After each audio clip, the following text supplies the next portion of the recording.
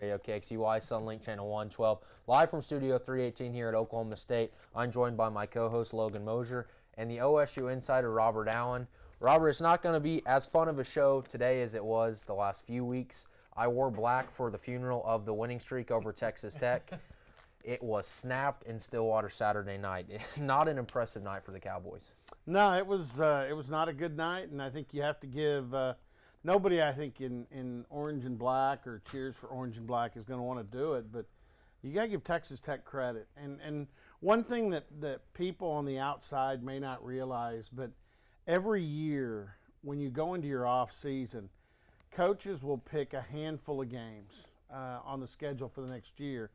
And not to say that any game's more important than the other, but when they've had particular problems with a team, more than likely they're going to devote extra time to that team. I know a couple of years ago, Oklahoma State had a real problem with West Virginia and Tony Gibson's 3-3 stack defense. It's a 3-3-5 alignment. You don't see it very often.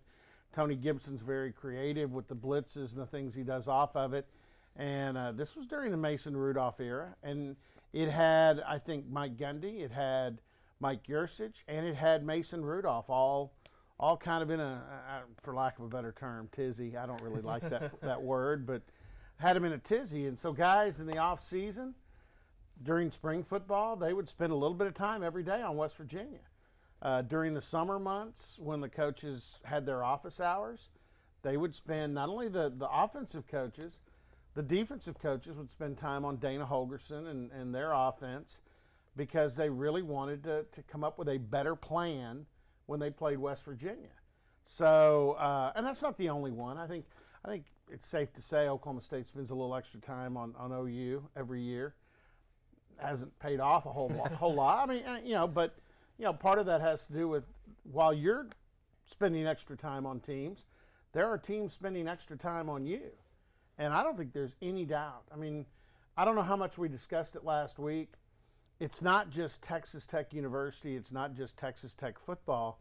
The Texas Tech fan base, which, if you're Cliff Kingsbury, if you're the AD or anybody on staff in the football program, you have to have a little bit of the pulse of your fans, at heart. Mm-hmm. Because those are the people that support you. They're the people who buy season tickets, who buy your jerseys and your polo shirts and all that. And they hate OSU.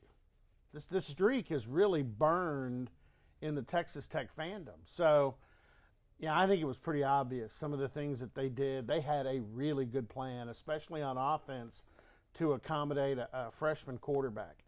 He knew where he was going to throw the ball before the ball was snapped. Mm-hmm. Cliff Kingsbury was over there last thing before they snapped the ball. Alan Bowman would look over there, and Cliff Kingsbury would give him a number, and that was the receiver that he needed to throw to. It involved the coaches in the press box, coaches on the field, and then again on defense, I think Tech had a very, very good plan. OSU not so much. No, and I think it's fair to say they got out-coached, outplayed, and outclassed Saturday night. They did. Yeah, and you know what? That's exactly what Mike Gundy is. Mm-hmm. The first words out of his mouth when he came in, and I know, I've got somebody that I work with in radio that's a long time. I almost said an old timer. He is an old timer. Tom Dorado, who has been involved in covering Oklahoma State for a long, long time, newspaper, radio, and Tom, he wasn't buying the out-coach business, because that's just an excuse to cover your players because your players didn't execute. And while I respect Tom a great deal, and I think sometimes that isn't what a coach does, he will bite the bullet for his players. Mm-hmm. In this case, I don't think Gundy was doing that, because after he said out-coached, he said outplayed, and then he topped that with they were the tougher team. Boy, when a coach says that about a game and his own team, that's a message to your team that you guys weren't as tough as they were. That's disappointing. So, yeah. Well, usually we kick it around the Big 12. There were some upsets in the Big 12 this week. Get ready. Texas beat Get TCU. ready. Yeah. Army didn't beat OU, but there's not a lot of people who expected them to go to Norman and stop OU 3rd and 1 and 4th and 1 at the 1 to send it into overtime. But I think we talked about it last week. If you know football, you know the Army runs the ball on everyone. And they only threw 7 times in 4 quarters, and it gave OU fits. But at the end, the Sooners got the win, so we're not going to spend too much time on it. And at the end of the segment, I want to talk about the games coming up in the Big 12 because I think, you know, and if I haven't said this, and I think I have, and you guys can tell me, no, Robert, you haven't said that on this show. I've said it on a lot of other shows I'm on. I think this is going to be, and I said this during the spring and summer, I think this is going to be a beat-em-up year in the Big 12. I think it's every week you're going to see games that you'll shake your head at. And let's hope you're not shaking your head at Oklahoma State, Kansas after this one. I don't think you will, but you know, do you think Baylor walked into their stadium last week with KU sitting there at 2-1 and thought, oh, well, this KU, well, even as bad as we are, and as many things have gone wrong in our program, these are guys we can roll over. Now, I guarantee you, I bet Baylor worked really hard in practice last week. I bet KU had their attention. So they better have Oklahoma State's attention.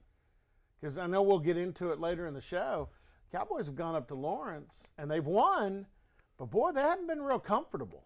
Mm-hmm. So it was a few years ago. They needed a big performance from Joseph Randall. Oh. And I believe it ended up being 24-10. 13 or 14. That was not a comfortable game. It was a rainy game. But in Lawrence, you're looking at homecoming.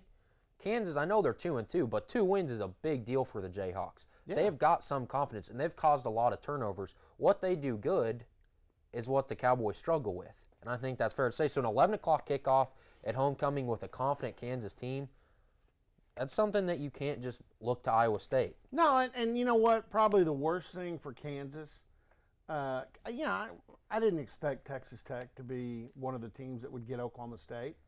I looked at West Virginia. I looked at TCU.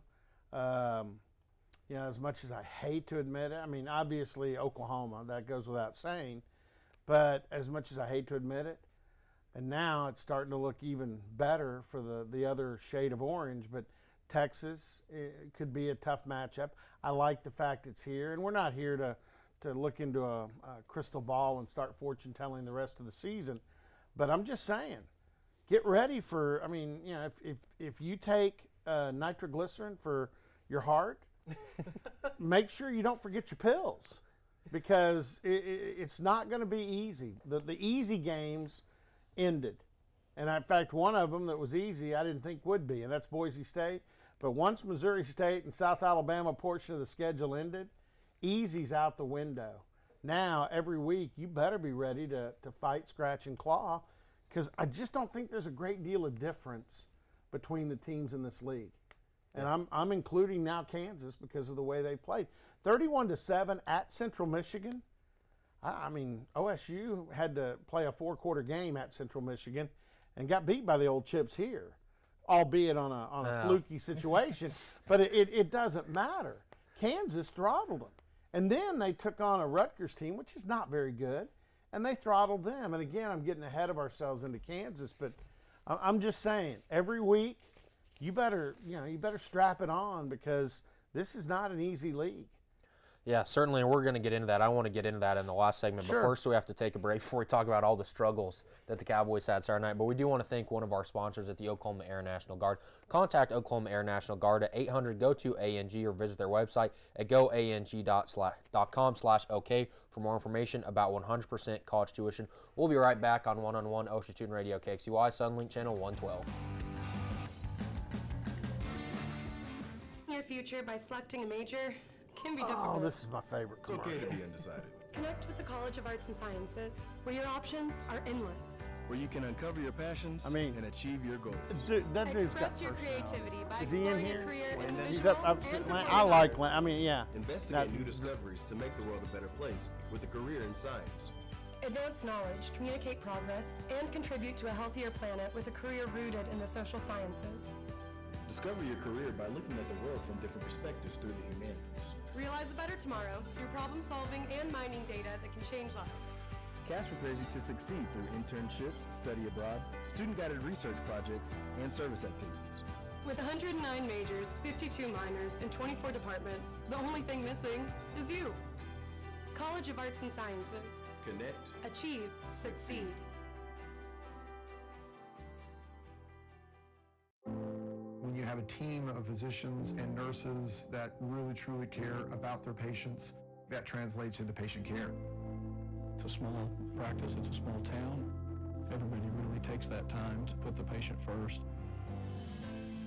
Everybody cares what's happening to me and that I'm making progress and I'm gaining my freedom back and my mobility back. This patient is saying thank you.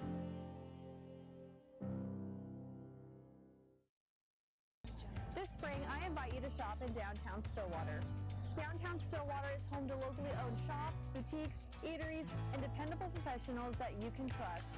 Find the perfect gift for your graduate, have a delicious meal with mom, or just stop in to enjoy great spring savings. By creating a demand for local goods and services, you can ensure a place for the local businesses that help give our community character and keep it unique. On behalf of Downtown Stillwater, thank you for shopping local.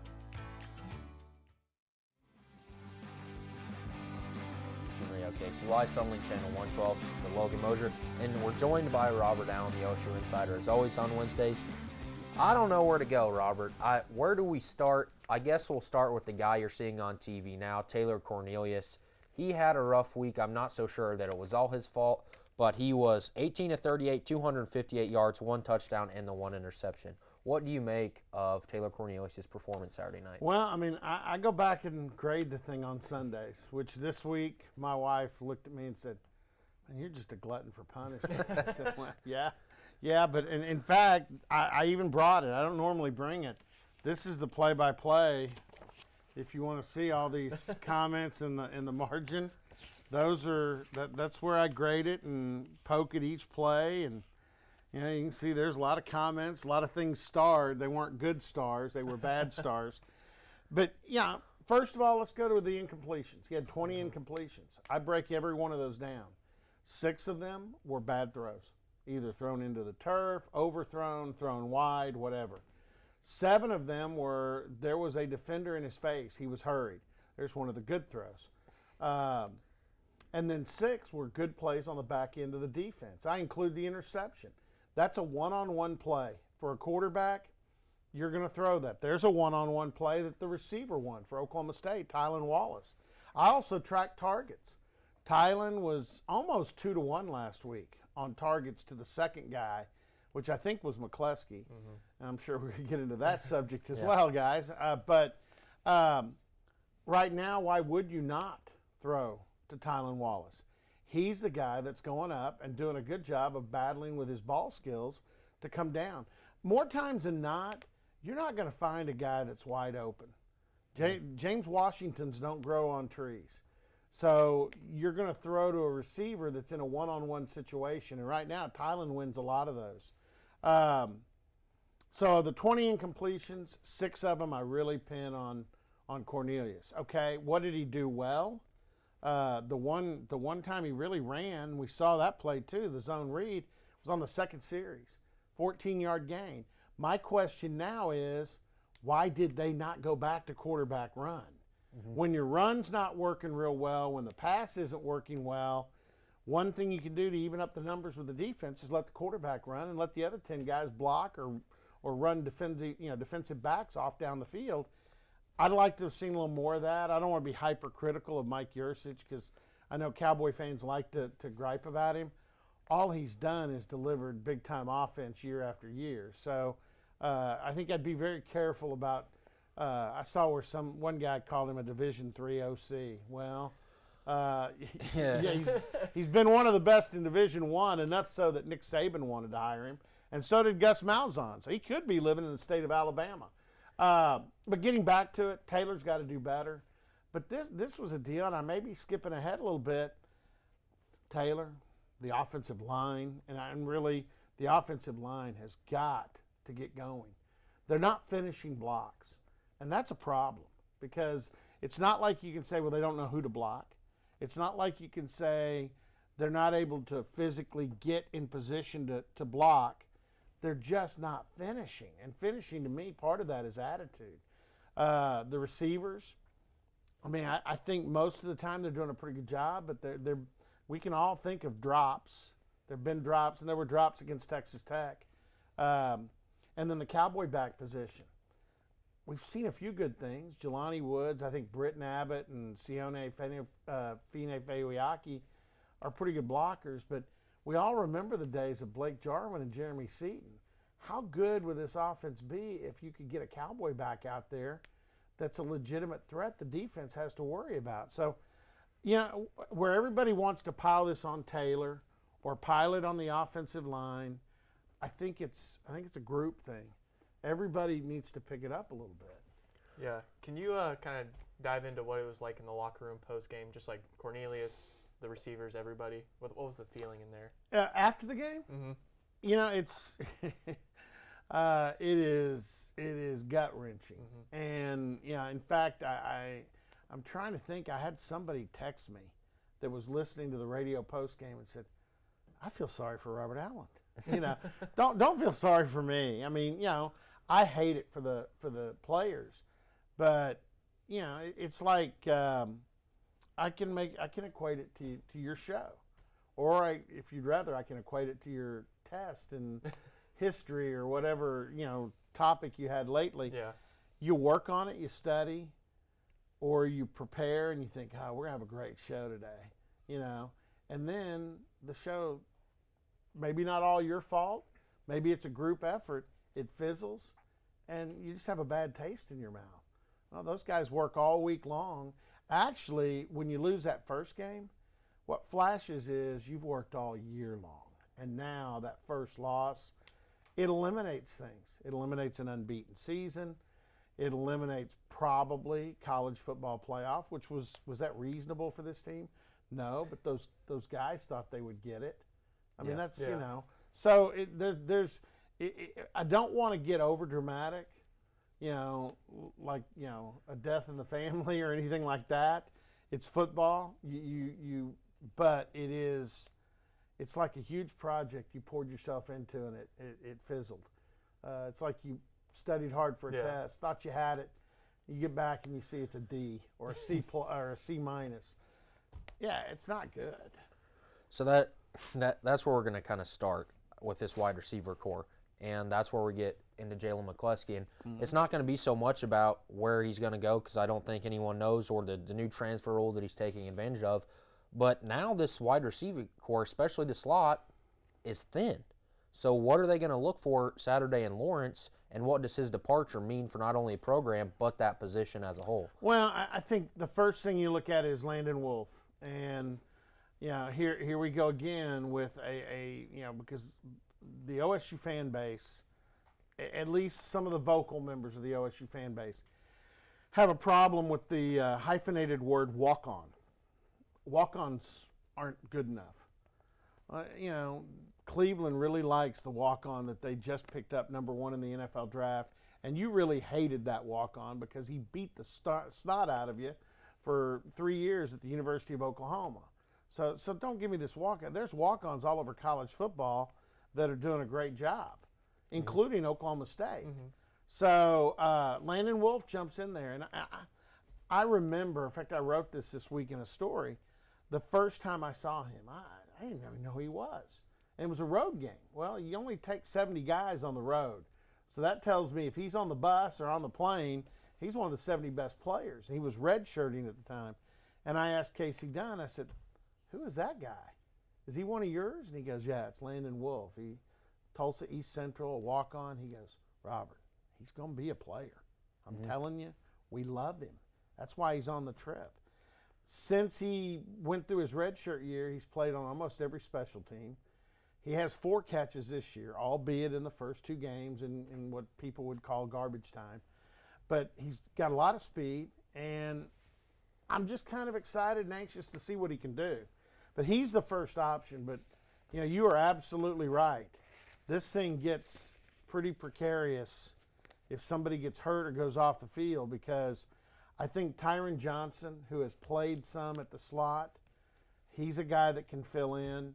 They've got some other guys that are starting to train over there. Braden Johnson, who's a redshirt freshman, has a ton of speed. Now, he's more of what I would call a Z by frame. He's a taller guy and so forth, but he's got the speed. And what you're asking for out of that position, which may be a little bit why Jalen left, is that position is really more of a short space receiver that catches the ball, and you expect them to make plays or make yards after they catch the ball in spaces. It's not the vertical like James Washington and Marcel Aitman, or now Tylen and Tyron Johnson. So that's what you're looking at. But if you want to get creative, if we all want to sit around and kind of tell Mike Gundy and Mike Yursich what they might want to think about, where are you loaded? Where is this? Where are you stacked? Exactly. Okay. Who over in the running back position looks like they'd make a heck of a slot receiver? Chuba Hubbard. Well, Chuba, and I know the newspaper had that, but I look at the guy who's coming out of injury right now. LD Brown. Yeah. I mean, LD has slot written all over him. Plus, a lot of times you might give the ball to the slot on a jet. Jalen scored this year on a couple of jet sweeps. LD would be great on the. So I mean, did you hear that, guys? You know, one-on-one. I mean, I'm putting words in these guys' mouth, but we all kind of think LD I may play a little slot. You know. You heard it here first, Robert. You know, but anyway, I think they'll find guys to cover. The biggest problem is that guy was good. Jalen was really good, and can anybody match his production, which is really what you got to try and find out. You mentioned LD Brown. Can you kind of give an update on his injury? Is he expected to play this Saturday? Yeah, I think he's getting better now. I would guess. My guess is he'll travel. Of course, you know, at that position, you know, you got Justice Hill, you got J.D. King, you got Chuba Hubbard. I'm more concerned right now about Dylan Stoner, who fits into the slot, because he's probably your number one guy there. And I'm more concerned about Calvin Bundage, because you know what? I know a lot of people want to put it on the plan and put it on Jim Knowles, but Calvin Bundage has been averaging double-digit tackles. He had 4, and I think they all came early, because after a while, you guys probably were watching like I was. He was like that. He was like that dude with a peg leg. I don't want to offend people with peg legs, but yeah, I mean, he was dragging his leg across. It was kind of uncomfortable watching him pursue people, knowing how fast we know Calvin Bundage is. And Gundy said that they should have. I mean, they should have pulled him earlier. Yeah. And that's a mistake they made, but there was just mistakes all over the field Saturday night, and I think we could do a 4-hour show, honestly, Robert. Break down every quarter. I'd rather not, because after a while, it kind of gets old going over things. But no, was it a bad night for the guys in gray? I was going to say orange and black, but they were in gray. Yeah. You know, won't see those again. And that might be what. Do you want to critique the uniforms or not? Yeah, the uniform awful. Really? Terrible. Those are the worst uniforms that they have ever put on a football field. Really? So I can't stand the grays. And my grandmother, who went here in the 60s, super traditional, hates them even more than I do. Gray isn't a color. She despises them. Wow. Because, okay, here's the deal. I don't have a problem with them. You do now. My wife doesn't. Yeah, I mean, after the way that the game played out, I don't really want to see him again. But my wife doesn't like them. I've heard that Mike Holder and Boone Pickens don't care for him very much. But what I've heard is the players love them. Now, they didn't play like they loved them. Dion said he loved them when he was here. He loved the gray. Yeah. And I just don't get into it. But we have to take a quick break. We want to thank one of our sponsors at OSU. Goodness. At OSU. I'm loving the breaks tonight on the show. We do have to thank another one of our sponsors at OSU Communications. Not sure where to park? OSU Communications has got you covered with parking tips and bus schedule information. We're going to take another break on OSU One-on-One. OSU Student Radio, KXUY, Sunlink Channel 112. We will be right back.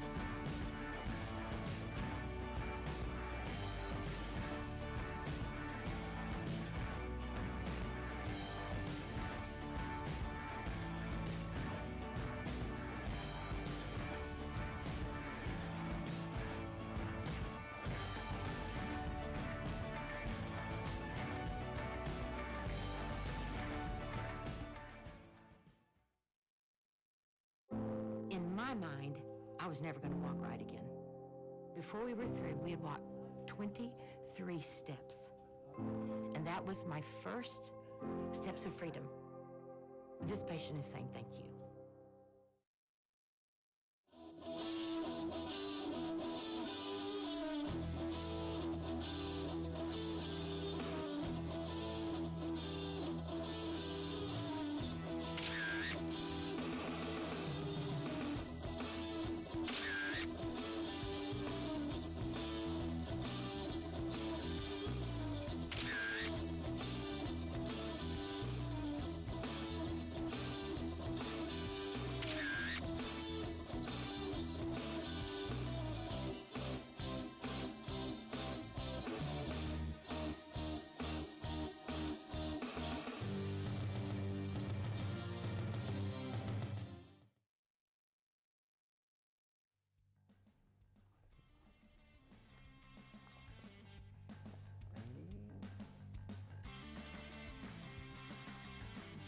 Welcome back to One on One on OSU Student Radio KXCY Sunlink Channel 112. As we're telling stories here with Robert.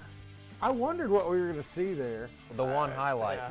But, I mean, let's start with him. Because we have to find the positives. Bernard had a phenomenal game. 14 tackles, had the interception. He was all over the place, kind of like we talked about with Malcolm Rodriguez in the weeks prior. He was everywhere. Yeah, he's going to be a terrific player. Really is. The only thing you have to worry about is he's a freshman and he's not going to redshirt. So 3 years from now, I hope he's still happy. And I shouldn't bring that up, but I mean that's just the product of that rule. Yeah. And I know we weren't going to get into it. Yeah, Bernard had a terrific game, and that interception was traditional center field, go over and make the play. But I will say this, and I don't know if we're going to show it later. You will not see very many interceptions as spectacular as the one A.J. Green had in the end zone. First of all, he's outsized by 5 inches by Vasher.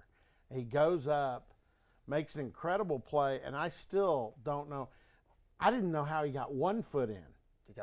He got both in. I'm like, you got to be kidding me. I mean, now the sad thing is it was a great play that came in a 41-17 loss. I always hate that when a guy like Bernard plays well. And you know what? He's probably not going to have a great memory of that because at the end of the day, it's all about what the team does. So, But we have to find some positives, Robert. So that's, sure we do, and that was good. And you know what? If they'd shown a Texas Tech touchdown, there was a lot of them. There were, and I wouldn't have. I don't know if I would have called it a positive, but that guy's a phenom. I mean, even if Cliff Kingsbury was telling the kid who to throw to before every snap, for a true freshman to come in, and I thought he displayed really good cool. I thought he did not get, the crowd didn't bother him. The moment didn't bother him. I mean, this guy, he didn't show up. I guess he did. He was there in the spring. So he had the benefit of being there at Texas Tech last spring, going through spring football. But for him to go do that, and you know what? The sad thing for Oklahoma State and everybody else in the Big 12, just a freshman. He's just a freshman. He's gonna go around the block a few times. Yeah, 35 of 46, 397 yards, 2 touchdowns, and the 2 interceptions that never really cost Texas Tech. But he played phenomenal. He played great the week before. But they allow a freshman to come do that after stopping a 4-year starter the week before. Welcome to the Big 12, Jim Knowles. It was not a good performance from that defense. No. They were, and to Cliff Kingsbury's credit, you talked about the way Texas Tech felt about Oklahoma State. They hate us because you said last week, we are what they wanted to be. Sure. They're jealous of us, and they handled the win exactly like you would expect Texas Tech to handle a win. Good for them. It took 17 years to win here, but you enjoyed it. Somebody, is Reed a little bitter? He might be. I don't, well, I right. said Gary Busey was probably the worst thing they could put on the board, and then their Texas Tech football puts Cliff Kingsbury up there. But if you don't beat Texas, you probably don't have a job. So a good win for Texas Tech, but I mean, that's a fair statement. But seriously, Texas Tech, they handled it. I think you got a point there. I think Cliff King. Remember where I said early in the show.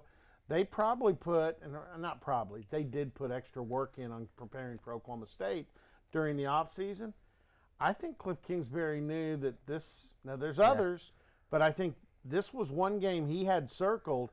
If I'm going to keep my job, we've got to go find a way to beat Oklahoma State and Stillwater. I mean, he was 0 for 5 against them. He was here for just part of the streak, but 0 and 5 does not look good. And you know what? When you're in your 6th year, you really would like to be able to say, I mean, I don't have a winning record against every team, but I've at least won a game against every team in this league. There are several he can't say that about. Yeah.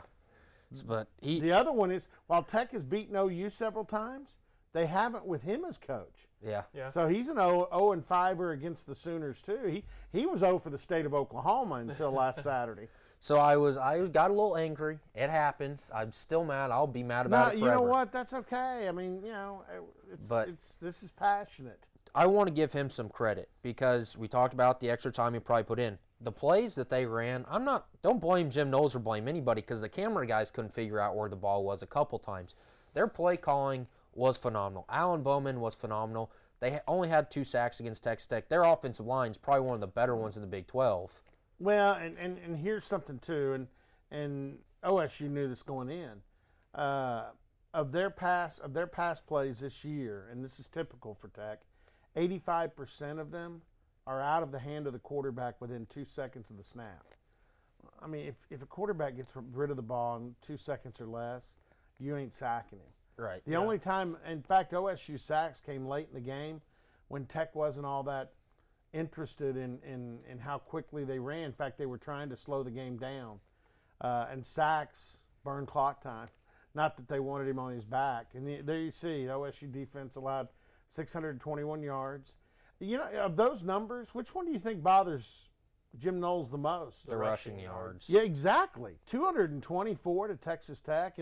And I'll be honest, their best running back, their starter going into the season, did not play. DeLeon Ward did not play in the game. So that's Tech's 2nd, 3rd, and 4th running backs that ran up big numbers on you. In fact, the Felton kid. Yeah, 14 carries, 130 yards, and 2 touchdowns. I'm glad you got it there. But, yeah, I mean, he's 3rd team. Okay? So, you know, yeah, that's not good. No. And I think, certainly if Calvin Bundage is healthy throughout the game, as good a player as he is, I don't think that much changes. Their game plan was that good. How frustrated was Jim Knowles with this performance or with himself for game planning? And it's like I said, after the ball game in the media news conference, his defense, he's still installing it. And the way he designs it like a college major. You have your 100 courses in the defense, you have your 200 courses, 300, and so on, and you can't get to the next level until you've mastered that level. Well, the disguises that you build into the defense, which are things you're going to use to kind of trick an offense, they're up on the 300 levels, and this defense is still getting there. And he even said, he goes, if we'd have played them a little later in the year, and I know that's going to ring as an excuse for some people, and if you want to take it as one, fine, and excuses aren't suitable in Big 12 football or big-time college football. But know this, as this defense progresses, there are some things they'll learn and that will be in the defense that can help, especially by the time you get to West Virginia. Because let me tell you, that by losing this game the way Oklahoma State did, you should automatically, bells and lights and warnings should go off for West Virginia and TCU. Because those two teams play very similar, in some ways even better than Texas Tech. So we know right now, of course we probably knew this before this weekend, but you know that West Virginia and Texas Christian are going to be tough matchups. Yeah. Now the thing is, they're late. I don't think that will matter with West Virginia because I think they're going to be playing for a lot late in the year. Mm-hmm. For TCU, the way things are starting, you might get TCU at the end where their interest level is shrunk. But, that remains to be seen. So 41 minutes time of possession for Texas Tech. And the run yards do that. Yeah. The run yards, and then Tech doesn't throw the ball deep a lot, although they threw the ball deep more against Oklahoma State than what we'd seen the last 2 weeks. You know, the run yards just kill you with time of possession when you've got a quick operating short passing team. Usually when you play against Tech, you almost assume you're going to win time of possession. But those rushing yards added in, that killed you. Yeah, very, very frustrating, and I know how frustrating it was for Jim Knowles because he's a prideful guy. Every football coach is. We're prideful guys sitting here, and that hurt to watch Saturday night. But I want to ask you, both of you, if I would have told you last Wednesday, Texas Tech puts up 41 points, both of you probably, I don't want to answer for you, probably say Oklahoma State still wins the game. Yeah, I mean, that's what I would say. I mean, isn't that kind of similar to what happened last year? I mean, yeah. You always expect a shootout, but you always expect the Cowboys to put up more points. I mean, we didn't score in the second half. I probably would have said, I would have said Oklahoma State still has a chance to win the game. Mm-hmm. But, yeah, 41 points a year ago, I would have said, yeah, probably no problem. If you remember, I think Oklahoma State, did they have 41? At Tech last year? Yeah. All I remember is the bootleg from Rudolph, and the tortillas were no longer flying. And it was like a 10-point win or something, or maybe even less than that. But I'll tell you what I remember. Their defensive coordinator, David Gibbs, coming over before warm-ups because he's got some friends on the OSU coaching staff, and he said, you know what? And I thought this was so unusual for a coach to say. He said, you guys are going to win, but you're going to have to work really hard for it. And next year, you won't win. And I mean, I'm like, okay, what's this guy know? And I thought, he's crazy. Well, as you look back on that game, Oklahoma State, now part of it was their own fault with turnovers and so forth, but I think that was the game where Amendola missed a couple of field goals. Mm-hmm. Mm-hmm. You know, so it could have been easier, but he was right. OSU had to work hard for it, and he was right about the other night. Now, here's another thing, and Tech's defense had not played really well, but you couldn't tell that from the other night because they were really good, and I thought they would be really good this season. Dakota Allen and Brandon Washington. Dakota Allen's number 40, the linebacker that was all over the place. And then Brandon Washington is the defensive lineman. I think he's 96. He's the one that was draped all over Taylor Cornelius when he threw up that pass to J.D. that was the one touchdown pass. And it's a good thing there wasn't a guy from Tech out there because that was a duck. Mm-hmm. But, you know, I was surprised he even got the ball out because he was wearing Brandon Washington. In fact, if it had been the NFL, Washington would have gotten a penalty for roughing the quarterback. Because, I mean, what he did to Taylor Cornelius, they don't let you do in the NFL anymore. So you mentioned the missed field goals for Amendola. He had a bad time in Lubbock last year. Special teams came crashing back down to earth this weekend. Zach Seiner, the first punt was great. The other ones it was good to have Seiner back. But the missed field goal and Tylan Wallace, I know he took credit for it. He owned it. But the fumble, the special teams, was not good. Nothing was good. I mean, that's when you lose 41-17, usually there isn't much good. I will say this for Zach Seiner. It was a great welcome back because he had that first punt went 67. And he made the Ray Guy grade 8 this week. Now, here's the thing I noticed. The punter from Virginia Tech made the Ray Guy grade 8. They lost to Old Dominion. Yeah. And I noticed 2 or 3 other punters on that list. They had great weeks. I mean, teams not so Seiner's much. average was 49.6 a punt. But you know what? While it might be nice for the punter, the thing is, for the team, you do not want your guy on the Ray Guy grade 8 each week because it's a bad sign. Yeah, it was just not a good week. But we're going to take a quick break and come back and break down Kansas as they're up in Lawrence for their homecoming this weekend. But first, I want to thank a couple of our sponsors at Oklahoma Christian University. Get your master's degree in accounting, business administration, theology, engineering, computer science, or cybersecurity from Oklahoma Christian University. Apply at oc.edu/grad. And Unitarian Universalist Church. If you are looking for a church home, visit Unitarian Universalist Church of Stillwater, located at 320 South Stollard Street. They offer an alternative spiritual path and welcome all races, religions, and beliefs LGBTQ friendly. Services are at Sunday at 10:30. We'll be right back on One-on-One OSU Student Radio, KXCY, Sunlink Channel 112.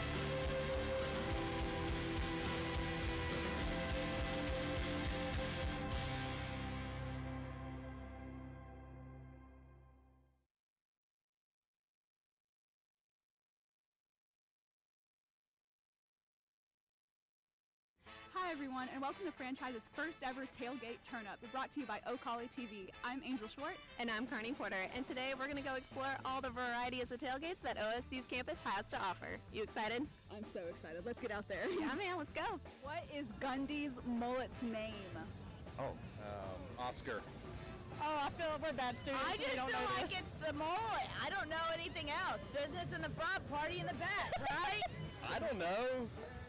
80s swagger? I don't know. You're like it's Big Daddy or something weird. Big Daddy. It's actually the Arkansas Waterfall. Arkansas Waterfall. Okay. The Arkansas Waterfall.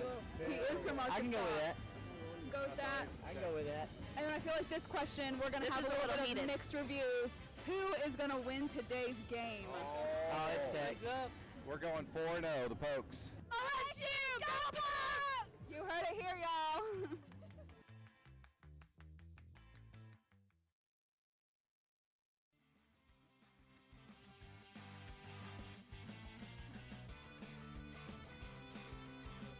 Welcome back to One-on-One on OSU Student Radio, KXUY, Sunlink Channel 112. We're joined by Robert Allen, and we're showing the good stuff, Robert. There was the touchdown, the one touchdown pass.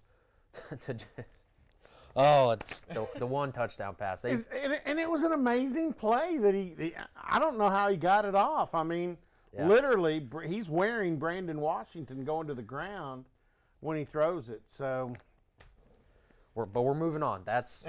This is officially our Kansas segment. 11 o'clock on Saturday. It's homecoming in Lawrence. No one ever likes an 11 o'clock kickoff. When you're coming off a loss like that to Texas Tech and you're playing a Kansas team it's iffy when you play teams like that because they have nothing to play for. They're the spoiler. They always have been. When you 11 o'clock kickoff, it's homecoming. What's the mood of Oklahoma State going into a game like that? Well, let me say this. I'm going to defend Kansas here a little bit. It is homecoming, okay? And when it's homecoming, you tend to want to play hard. I mean, I thought David Beatty the other day in his press conference said the right things because we're going to have former players back here. And some of them are former and back in days when Kansas was really good. I don't think he said that, but he said he implied it. And so, yeah, we want to show off. We want those guys to see us do well. They probably should have a pretty good crowd. I mean, by Kansas standards, because they, well, I mean, they're 2-2. Yeah. They've won some games. The Baylor game last week on the road was disappointing, but the last time the home fans saw them, they were beating up on a bad Big 12 or Big 10 Rutgers team, and coming off that win over Central Michigan. And while I don't think, I think it would take a lot of luck, but when you're 2-2 and you're Kansas, you probably think, God, we got 8 games left. If we can win half of them, we go to a bowl. and you know what? Okay, you guys are. It's funny. You guys giggle because most of your lives that you can remember, OSU's been going to bowls. I can remember. I remember distinctly, 2005, Mike Gundy's first year. My kid was a freshman on the team, and we didn't go anywhere Christmas. Mm-hmm. We stayed home. And you know what? I like to think of Christmas as a joyous season and celebrate the reason for the season. But I got confused. I thought the reason for the season was a bowl game, and we didn't go. So don't take those for granted. And Kansas, if they win, I don't care what bowl game it is, toilet bowl. If they go to a postseason bowl game, they will be rejoicing. Maybe not as much as they do over Big 12 basketball wins, but that's their thing. But yeah, they'll be happy. So I think you'll get a Kansas team that's still engaged, and that's dangerous because Oklahoma State's gone to Lawrence, Kansas, and struggled to come home with a win against some Kansas teams that you wouldn't think would be engaged at all. Mm-hmm. So and here's I said this earlier. The bad thing for Kansas guys is Oklahoma State got their butt kicked last week. Mm-hmm. If you're an athlete, if you're competitive as a person, and you don't respond to the fact last week we got our butt kicked, then now you go up to Kansas and lay an egg. Mike Gundy's got more problems than he's ever had as a head coach with his football team. Do I think that'll happen? No, I think they'll respond. But yeah, this is a pretty critical deal for a matchup with Kansas. Forget whoever it is. It could be Baylor. It could be Texas. It could be Iowa State. It doesn't matter. When you come off a game getting your butt kicked, you better come out and show something. Yeah. It's going to be an interesting game. They're averaging 29 points per game, allowing 18. Peyton Bender's 53-89, 490 yards, and 4 touchdowns on the season. But their defense, they've given up some big plays, but that's something that Oklahoma State struggled with is going deep, and that seems to be their weakness. But they've also created 13 turnovers. How big of a worry is that for Yurcich and Cornelius? Well, there's no doubt. Kansas, the best part of Kansas' team is their defensive front seven. Joe Dineen is the linebacker that right now leads the Big 12 in tackles, and I think he's led the Big 12 in tackles the last 2 years. And he seems like he's been at Kansas for 30 years. Joe Dineen, I've been talking about Joe Dineen way too long. And the word is he'll be an NFL draft pick somewhere in the 3rd or 4th round. They've got a defensive tackle, Daniel Wise, that will be maybe a late 1st, early 2nd. He's a legitimate defensive lineman that can play in the NFL. And then they've got a junior college transfer defensive end, Azir Kamari, that is out of Arizona Western that Oklahoma State recruited. And he's been playing pretty well for him. So you've got a Kansas team defensively. Now, on the back end, they got all kinds of injury problems. Hassan Defense is a corner that's pretty good. They're probably their 3rd corner. They've had to move him to safety. And he's starting because they've got so many injury problems at the safety position. But that front seven, they'll get after it. If the offensive line doesn't block any better than they did against Texas Tech, Taylor Cornelius will be running for his life. Now, what I hope is they're letting him run downfield. Don't let him stay back there and I'd like to see some quarterback run game. I think it's good not only for the offense, I think it's kind of a comforting thing for Taylor Cornelius. I think it gets him into the game and gets him a little confidence. So I'm foreseeing the quarterback run a little bit. Not maybe 16 times, but what did Gundy say the other day? 8 or 9? Yeah, better than 2. Yeah. Do you think that's kind of the key to getting the offense going, getting everyone else involved, is letting Cornelius get out of the pocket and move downfield? Yeah, I think it might be. I think it's. I don't know that there's ever one stock answer, but last week the offense needed something to get confidence in, and they had a couple of big plays in the running game. They had a couple of big plays in the passing game, but I think that if they use the quarterback run a little bit, that might have helped. But here's one thing too, and Mike Gundy made a point of this on Monday, and I would guess Kansas will watch that tape very intently and say, what did Texas Tech do? Now, they can't do what Tech does on offense. They're not capable of that, okay? But on defense, with those guys up front, they're kind of capable of copying Texas Tech a little bit, and don't be surprised. Teams do that all the time. They'll fit it into their own system a little bit, but they'll say, okay, here's what they did. Well, what Tech did was feast one way or feast the other. They either came at you with a ton of pressure or they came at you with 3 guys and backed everybody off, and they did a good job of choosing when to do each. And I think Kansas will get into a little bit of that. You see the Kansas offense, and Reed, you mentioned it, they run pretty well, and they've got a young freshman from Louisiana, Puka Williams. Yeah, he's talented. Yeah, he's leading the conference in rushing by game, yards by game. I think total yards, Justice has more than he does, but 47 carries, 377 yards, and 3 touchdowns. Yeah, and so here's what's kind of funny. The offensive coordinator for Kansas is Doug Meacham, who used 7 to be years here. And Doug wants to throw the ball. He's kind of in that Dana Holgerson, Mike Leach vein of guys that wants to throw the ball. Doug coached receivers when he was here, and I've watched. I mean, sometimes he'll run the same formation 6 times and give the ball 6 times straight because that's their best offense. Peyton Bender struggles throwing the ball. I think they struggle on the offensive line protecting the quarterback, but they're pretty decent blocking for the run, and then Puka is pretty impressive. Even their other backs that they use in the offense are pretty good. So, but I can tell it's frustrating for Meacham to have to call run play after run play. But hey, you do what you got to do. I know you wanted to ask about what kind of Knowles had to do up there. Yeah, what does Jim Knowles really have to do to, stop the pass and keep that running game stopped? Like you said, that running back's pretty good out there. So what do they have to do?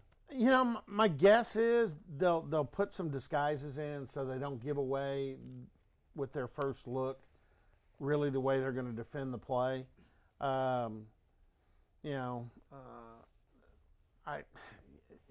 This is the confusing thing to me. I can see them giving up passing yards. I can see that. But run yards? Really? Because the defense I saw against the run against Boise was suffocating.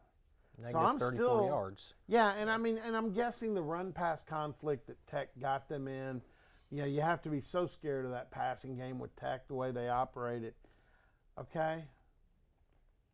Kansas can't do that. Yeah. So, talking to one of the players, in fact, it was A.J. Green, a corner, the other day, I said, what's the focus this week? He goes, Coach Knowles wants to stop the run.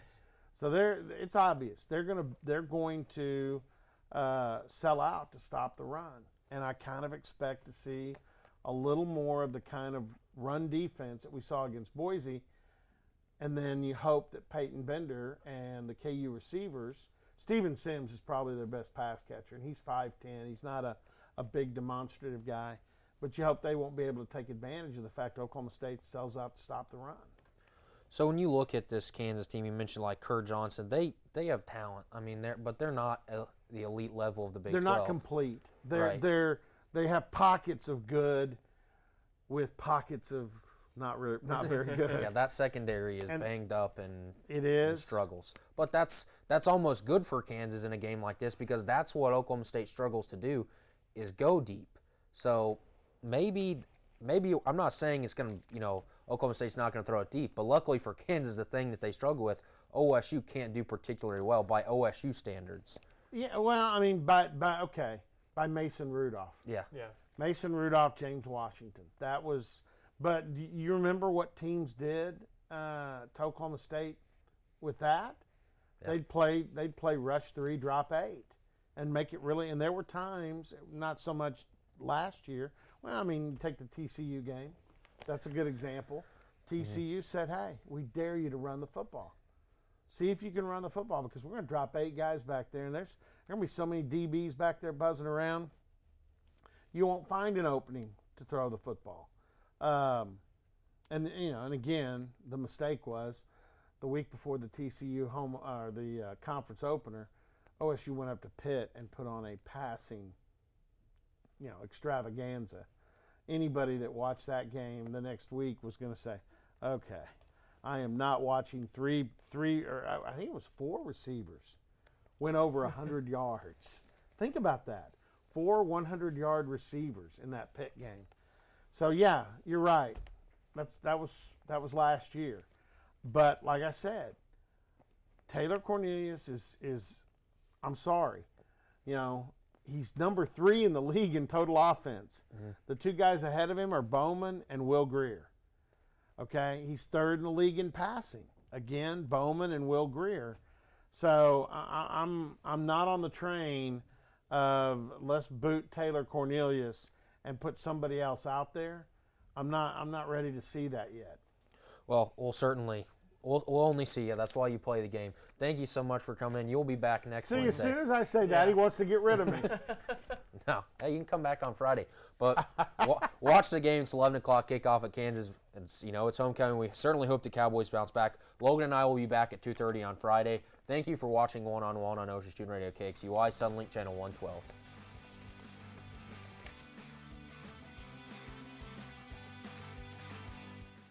A major can be difficult.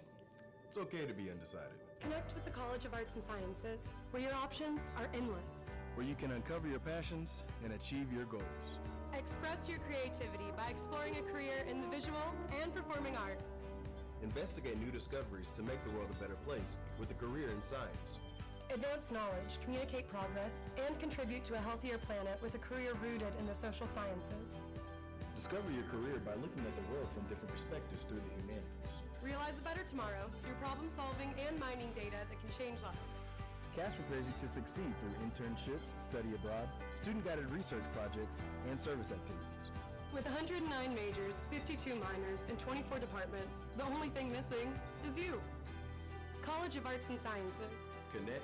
Achieve. Succeed. When you have a team of physicians and nurses that really truly care about their patients, that translates into patient care. It's a small practice, it's a small town. Everybody really takes that time to put the patient first.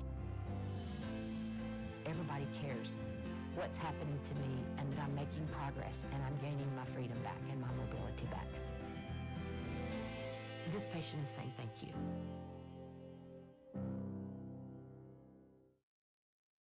This spring, I invite you to shop in downtown Stillwater.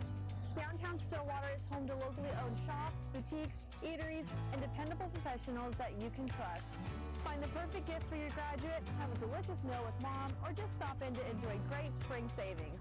By creating a demand for local goods and services, you can ensure a place for the local businesses that help give our community character and keep it unique. On behalf of downtown Stillwater, thank you for shopping local.